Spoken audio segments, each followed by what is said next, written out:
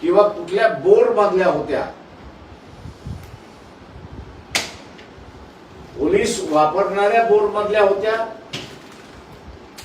की पोलीस न वापरणाऱ्या बोर्ड मधल्या होत्या, यांच्या संदर्भातली त्यांनी ऍडिशनल इन्क्वायरी इन्व्हेस्टिगेशन ऑफिसरला का केली नाही आणि कोर्टाला ही बाब त्यांनी का नजरेस आणून दिली नाही, या दोन गोष्टींचा असणारा खुलासा उज्ज्वल निकम हे करतील अशी मी अपेक्षा त्यांच्याकडून धरतोय. हा महत्वाचा बाब आहे असं मी त्या ठिकाणी मानतोय. कारण गेम विदिन गेम असेल तर मग या गेमच्या पाठीमागचा सूत्रधार कोण आहे?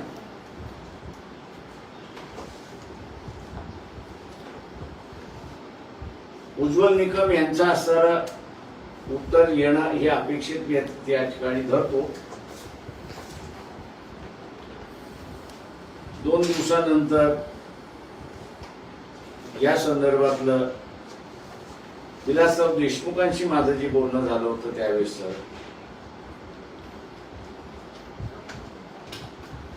तेही महत्वाचे असं मी त्या ठिकाणी मानतो.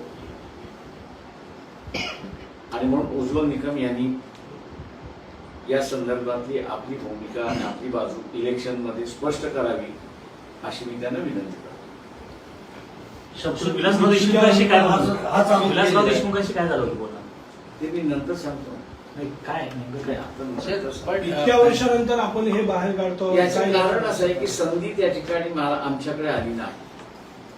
कदाचित पार्लमेंटमध्ये असतो किंवा असेंब्लीमध्ये आमचं कोणी असतं तर हा आम्ही इश्यू त्या ठिकाणी रेज केला असता. पब्लिकली बऱ्याच ठिकाणी असताना रेज करण्यात आलेला आहे. परंतु आज उज्ज्वल निकम हे स्वतःच कॅन्डिडेट आहेत, पार्लमेंटमध्ये जाण्याचं ते बोलतात आहेत, तेव्हा म्हणून मी मगाशी म्हटलं की पार्लमेंटमध्ये नॅशनल ऑनेस्टी असणं हे अत्यंत महत्वाचं आहे. तेव्हा